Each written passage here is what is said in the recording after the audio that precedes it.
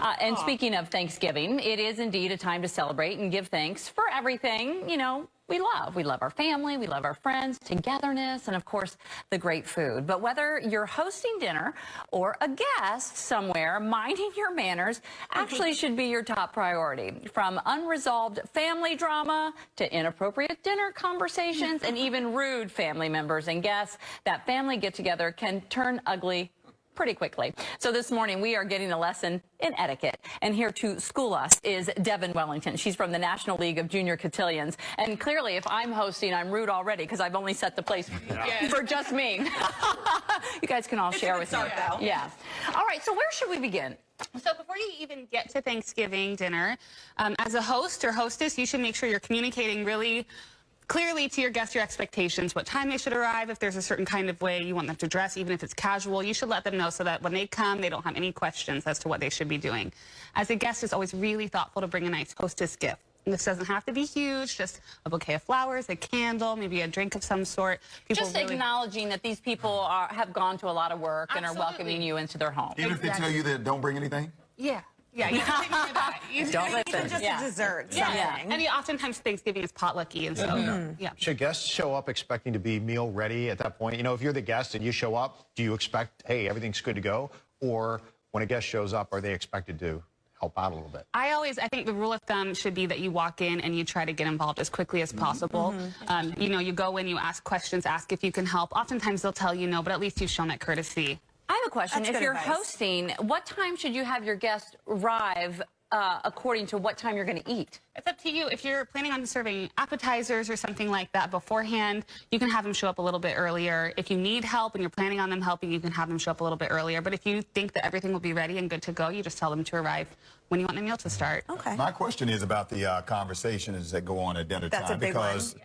number one, you don't want the Cowboys-Redskins discussion to spill over into a fight in the parking lot. And you don't want people, you might not want people talking politics. You should make that clear up front, I'm certain, right? Yeah, so the three topics we always say to stay away from are religion, politics, and money, are all things we want to avoid at Thanksgiving. It can ruin a holiday festivity. Definitely, and actually it's sort of the host and hostess's responsibility to make sure that conversation stays appropriate and engaging. And one thing a host or hostess could do if you're worried about a cousin or an uncle or someone coming and not engaging in polite conversation is you want to seat them closer to you so you could sort of monitor them. That's really smart. In case you have to hit them? Yeah. Yeah. No, you give them a slight tap on the knee. With your fist? Yeah, I get it, Change the conversation a little bit. Yeah.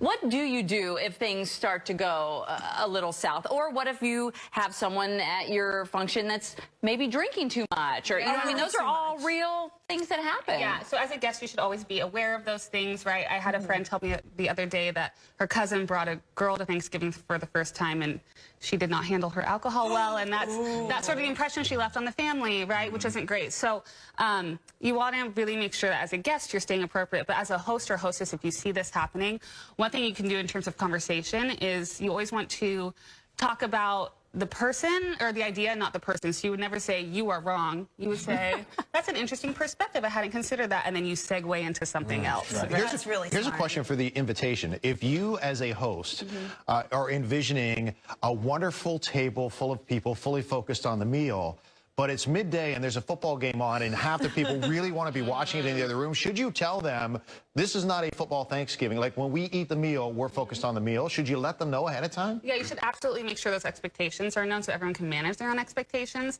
As a guest, I mean, you don't want to be sneaking the football game on your phone under the table, right? Like, you want to be in the meal when the meal starts. So you should really follow the lead of the host. But if you feel like you need to sort of explicitly say that, it's totally appropriate to do Okay, in 30 seconds or less, what's our manners in terms of actually eating properly? Yes, so you're always going to pass to the right so that everyone gets something and it just sort of helps the flow go better. You always work from the outside in. So this is, you may or may not see something like this at Thanksgiving. Sometimes it's a little less formal, but your bread always goes on this side, your drink on that side, and if there's multiple glasses, you'll see like a water glass or maybe a wine glass. Yes, and then B and D, which is, this is the drink and this is the bread for a B, and so that's when you know, like, which one's mine. Yeah.